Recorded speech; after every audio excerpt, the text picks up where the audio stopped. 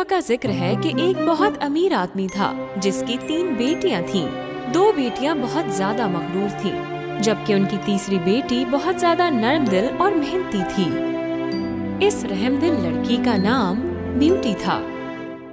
एक दिन उस अमीर आदमी को यह खबर मिली कि उसकी कश्तियां तूफान में गुम गई हैं, और उसने अपनी बेटियों को बताया कि इस वजह से अब वो लोग अमीर नहीं रहे। ब्यूटी अपने वालिद के लिए बहुत ज्यादा अफसुर्दा हुई और उन्हें तसल्ली देने लगी, और बाकी 2 बहनें पूरा दिन इस बात का गिला करती रहीं। एक सुबह उनके वालिद को ये खबर मिली कि उनकी गुमशुदा कश्तियों में से एक कश्ती बंदरगाह पहुंच गई है। मेरी बेटियों, अगर वो कश्ती सही हुई तो मैं घर आते वक्त आप लोगों के लिए तोहफे लेकर आऊंगा। हाँ तो बताओ, क्या तोहफे लाऊं आप लोगों के लिए? हीरे की अंगूठी, रूबी पत्थर और एक सोने का ब्रेसलेट। और तुम्हें क्या चाहिए ब्यूटी? मेरे लिए बस आप एक गुलाब ही ले आइएगा। वो शख्स जब लंबे सफर के बाद बंदरगाह पहुंचा तो उसने अपनी कश्ती को बुरी हालत में देखा, जिसे देखकर वो अफसुर्दा हुआ। घर वापस जाते वक्त वो शख्स एक घने अंधेरे जंगल से गुजर रहा था। आसमान पर बिजली गरज रही थी और दरख्त ऐसे जैसे गिरने ही वाले हों। वो आदमी इतना थक चुका था कि उसे लगा मुझे कुछ देर आराम कर लेना चाहिए, और उसी वक्त उसे एक आलीशान महल दिखाई दिया। वो शख्स महल में दाखिल हो गया। हे, यहाँ कोई है जो मुझे सुन रहा हो? उस महल में कोई नहीं था। इसके बावजूद वो महल साफ सुथरा और रोशन था, और खाने की मेज बहुत ही लजीज खानों से सजी हुई थी। लजीज खाने को देखकर उस शख्स से रहा नहीं गया और वो सारा खाना खा गया। महल में घूमते हुए उसे एक खाली कमरा दिखाई दिया जहाँ एक बिस्तर लगा हुआ था। वो शख्स वहाँ आराम से सो गया। अगली सुबह जब उसकी आंख खुली तो उसने अपने पास कुछ नए कपड़ों को रखे देखा।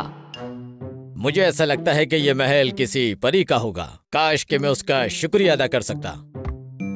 जब वो शख्स महल से जाने लगा तो उसने गार्डन में कुछ गुलाबों को देखा। मैं अपनी बेटियों के लिए महंगे तोहफे नहीं खरीद सकता, लेकिन मैं ब्यूटी के लिए ये गुलाब जरूर ले सकता हूँ। उस आदमी ने एक गुलाब तोड़ लिया। उसी वक्त उसे किसी के गुर्राने की आवाज आने लगी।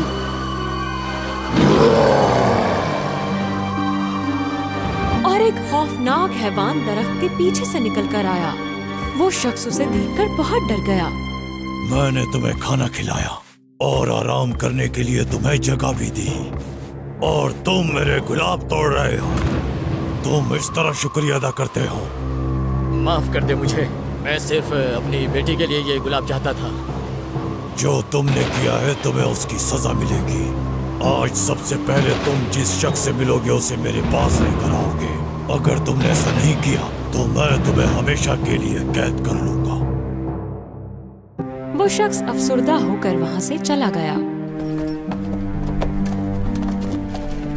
घर वापस आते वक्त उसे कोई शख्स नहीं दिखा, पर जब वो घर पहुंचा तो उसकी नजर अपनी बेटी ब्यूटी पर पड़ी जो अपने वालिद का इंतजार कर रही थी।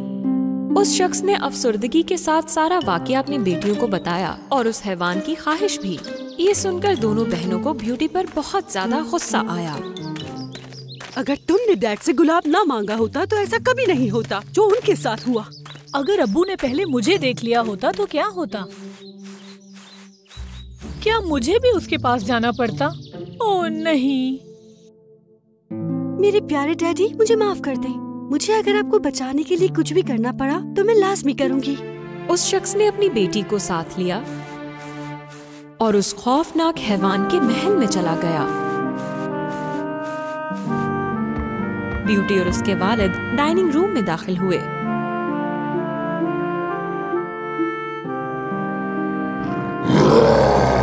और उसी वक्त फिर से गुर्राने की आवाज आती है और वो खौफनाक हैवान आ जाता है। ब्यूटी डर जाती है, मगर वो खौफनाक हैवान ब्यूटी से बहुत नरमी से पेश आता है। तुम्हारे वालिद कुछ देर के लिए महल छोड़कर जाएंगे, लेकिन तुम्हें यहाँ रुकना होगा। क्या तुम रुकना चाहोगी? हाँ, मैं यहाँ खुद रुकना चाहूंगी। ब्यूटी अपने वालिद को अलविदा कहती है और महल में चलते हुए उसे गुलाबों से सजा एक दरवाजा दिखाई देता है। ब्यूटी उस कमरे में दाखिल होती है। उसने देखा कि कमरे में एक तरफ पियानो रखा है और दूसरी तरफ फूलों से सजा झूला और एक तरफ बड़ी सी बुक शेल्फ में बहुत सारी किताबें हैं। वो कमरा बिल्कुल उसके ख्वाबों के कमरे की तरह लग रहा था। वहीं उसकी नजर मेज पर रखे एक खत पर पड़ती है। मेरी प्यारी मलिका, मैं आपको हमेशा खुश देखना चाहता हूँ। आपकी ख्वाहिशात मेरे सर आँखों पर। ब्यूटी सोचती है कि काश वो अपने वालिद से एक बार फिर से मिल पाती। फिर वो हॉल में खाने की मेज पर आती है। उसी दौरान वो खौफनाक हैवान भी खाने की मेज की तरफ आ जाता है। मेरी मलिका, क्या मैं आपके साथ खाना खा सकता हूँ? आप इस खूबसूरत महल के मालिक हैं। आप मुझसे इजाजत क्यों मांग रहे हैं? नहीं नहीं, दरअसल इस महल की मालकिन तुम हो ब्यूटी। अगर आप चाहें तो मैं यहाँ से चला जाता हूँ। जानता हूँ कि मैं आपको बहुत बदसूरत लगता हूँ, है ना? ब्यूटी खौफनाक हैवान का जवाब सुनकर बहुत हैरान हुई। उसे समझ नहीं आया कि वो क्या कहे। मेरी ये ख्वाहिश है कि क्या आप मेरे साथ शादी करना चाहेंगी ब्यूटी? नहीं, मैं आपसे शादी नहीं करना चाहती। और हैवान वहाँ से चला गया। लेकिन इसके बावजूद वो खौफनाक हैवान ब्यूटी के लिए मजेदार खाने बनाया करता था और बहुत अच्छे से पेश आता था। इसी तरह दिन गुजरते गए और ब्यूटी को ये एहसास होने लगा कि उसे हैवान की आदत हो रही है और उसके साथ वक्त गुजारना अच्छा लग रहा है। और इसी तरह ब्यूटी के दिल में हैवान का डर खत्म हो रहा था। एक दिन ब्यूटी ने उस हैवान से कहा कि वो अपने वालिद से मिलना चाहती है क्योंकि वो उन्हें बहुत याद करती है। बिल्कुल, आप जा सकती हैं। बस ये वादा करें कि आप वापस आएंगी। मैं वादा करती हूँ 3 दिन में वापस आ जाऊंगी। तो फिर ये अंगूठी अपनी उंगली में पहन लें। जैसे ही ये अंगूठी उतारोगी, तुम अपने आप को इस महल के अंदर पाओगी। ब्यूटी उस अंगूठी को पहनकर अपने वालिद से मिलने चली जाती है। ब्यूटी के वालिद उसे देखकर बहुत खुश हो जाते हैं, मगर ब्यूटी की बहनों को उससे जलन होने लगती है। तुम्हारी अंगूठी बहुत बदसूरत है और ये तुम पर बिल्कुल भी अच्छी नहीं लग रही। 3 दिन तेजी से गुजर जाते हैं। ब्यूटी चौथे दिन भी वहीं रुक जाती है क्योंकि उसे अपने वालिद के साथ वक्त गुजारना अच्छा लग रहा होता है। मगर उस रात ब्यूटी को बहुत ही डरावना ख्वाब आता है। ख्वाब में ब्यूटी उस हैवान को बहुत ही बुरी हालत में देखती है। अचानक से ब्यूटी की आंख खुलती है और उसे ये एहसास होता है कि वो हैवान को मिस कर रही है। एहसास होते ही ब्यूटी अपनी अंगूठी उतार देती है और अंगूठी उतारते ही ब्यूटी महल में वापस पहुंच जाती है। वो भागकर बाग में आती है। हैवान गार्डन में उसी तरह से गिरा होता है जैसा ब्यूटी ने ख्वाब में देखा था। ब्यूटी बहुत अफसुर्दा हो जाती है और उसे प्यार से गले लगा लेती है। उठ जाओ बीस्ट, प्लीज उठ जाओ। अगर तुम्हें कुछ हो गया तो मैं अपने आप को कभी माफ नहीं कर पाऊंगी। हैवान कुछ लम्हों के लिए अपनी आंखें खोलता है। ब्यूटी, मुझे लगा था कि तुम कभी वापस नहीं आओगी। तुम्हारे जाने के बाद मैं बीमार और बहुत कमजोर हो गया हूँ।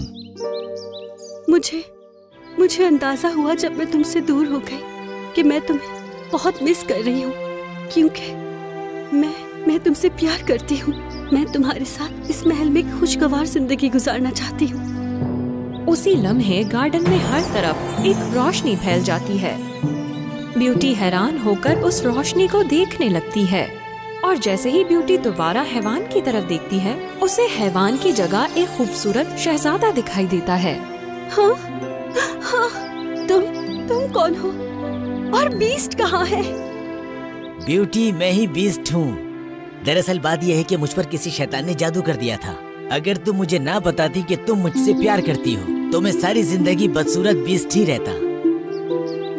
शहजादे पर जादू के असर के बाद ब्यूटी की खुशियों में इजाफा हो गया, जो ब्यूटी की सच्ची मोहब्बत की वजह से मुमकिन हुआ। और उस दिन के बाद से ब्यूटी और वो शहजादा हंसी खुशी उस रोशन महल में जिंदगी गुजारने लगे।